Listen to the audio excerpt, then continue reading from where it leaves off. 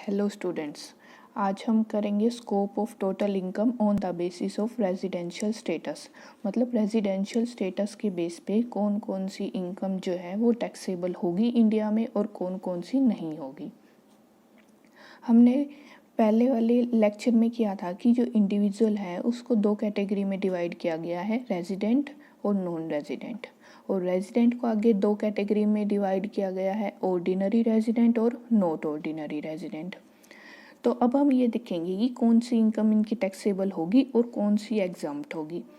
OR की अगर हम बात करें, ऑर्डिनरी रेजिडेंट, इस केस में क्या होगा कि चाहे इंडियन इनकम है या फॉरेन इनकम है, दोनों इनकम क्या होगी, टैक्सेबल होगी।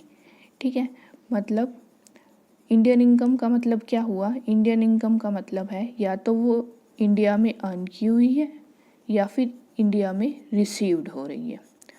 ठीक है, तो इंडियन इनकम पे भी और फॉरेन इनकम पे भी टैक्स देना है अगर एग्जम्पशन लिमिट से ज़्यादा है तो। मतलब टैक्सेबल इनकम कैलकुलेट करते वक्त ये दोनों इनकम जो है उसके अंदर इंक्लूड की जाएगी। अब बात करते हैं नॉट ऑर्डिनरी रेजिडेंट, एनओआर की।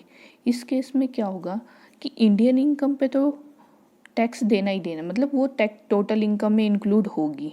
इंडियन इनकम तो टोटल इनकम में इंक्लूड होगी, और जो फॉरेन इनकम है वो इंक्लूड तब होगी अगर जो बिजनेस है वो जो है कंट्रोल उसका कहाँ से हो रहा है, इंडिया से हो रहा है, तब क्या होगा, वो टोटल इनकम में इंक्लूड होगी। ठीक है, अब बात करते हैं नॉन रेजिडेंट की। नॉन रेजिडेंट के केस में क्या होगा कि सिर्फ इंडियन इनकम जो होगी वो टोटल इनकम में इंक्लूड होगी, लेकिन जो फॉरेन इनकम है वो इंक्लूड नहीं होगी, वो क्या होगी, एग्जम्प्ट होगी। ठीक है, अब हम इसको आगे डिटेल में करेंगे कि कौन कौन सी टैक्सेबल होगी और कौन कौन सी नहीं होगी।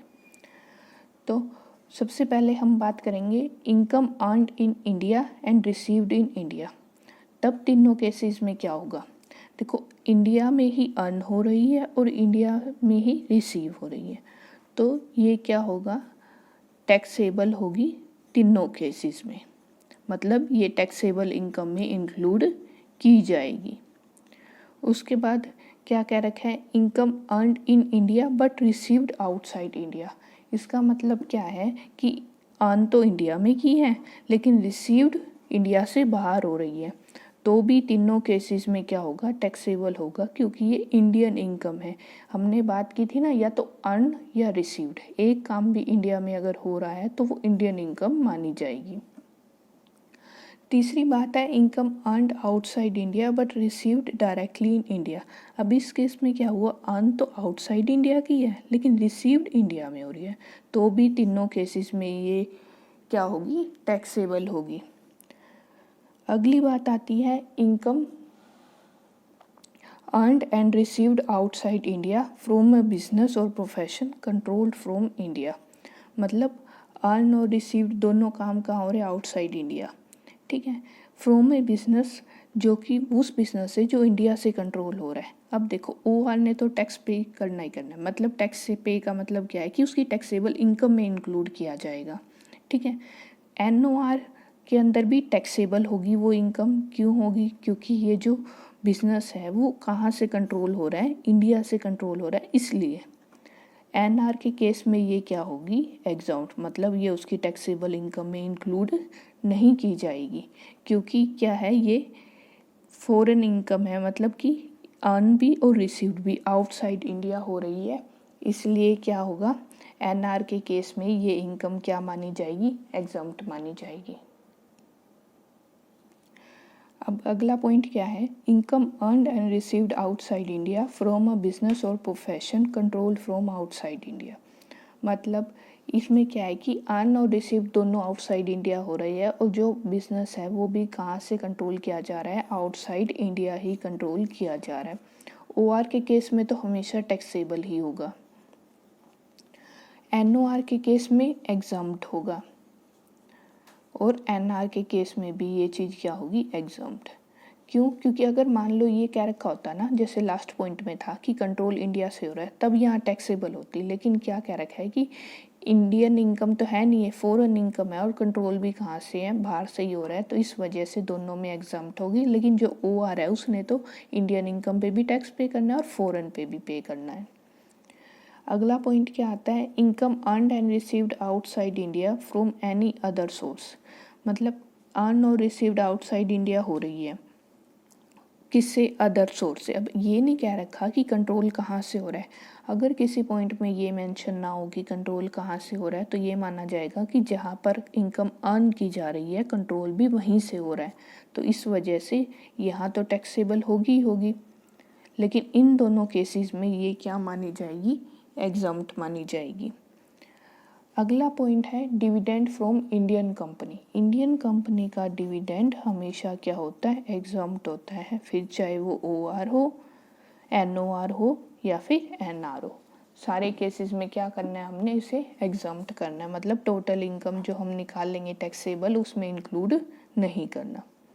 Share of profit from a firm, ये भी क्या होता है, तीनों केसेस में एग्जम्प्ट होता है। इसका रीज़न क्या है कि जब फर्म का प्रॉफिट हो रहा है तो फर्म उस पर टैक्स पे कर रही है, तो जब उस पर एक बार टैक्स पे कर दिया उसके बाद टैक्स पे करने के बाद जो बचेगा प्रॉफिट वो किसको बांट दिया जाएगा, पार्टनर्स को। तो पार्टनर्स के हाथ में आने के बाद उस पर टैक्स नहीं लगेगा। क्यों नहीं लगेगा, क्योंकि फर्म ऑलरेडी उसके ऊपर टैक्स पे कर चुकी है। इस वजह से क्या होगा, ये तीनों केसेस में एग्जम्प्ट होगा। अगला पॉइंट है share of profit from HUF। Hindu undivided family से जो प्रॉफिट का शेयर मिलता है वो भी क्या होगा, मेंबर्स के हाथों में एग्जम्प्ट होगा। वो किस लिए, क्योंकि HUF ऑलरेडी उस पर टैक्स पे कर चुकी होती है।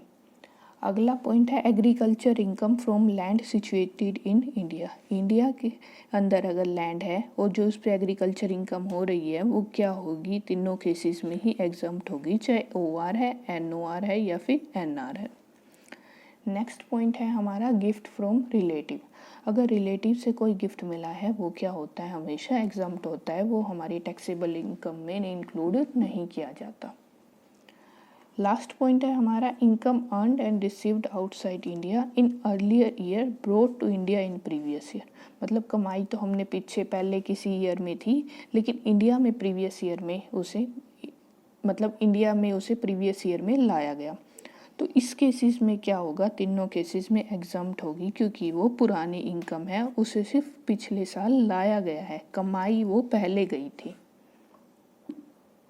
अब हम एक एग्जाम्पल करेंगे इस टॉपिक का। देखो पहले क्या कह रखा है कि इंडिया में 10,000 रुपये रिसीव हुए, 10,000 की इनकम हमें इंडिया में रिसीव हो रही है, जो कि एक्रू कहाँ हो रही है, इंग्लैंड में।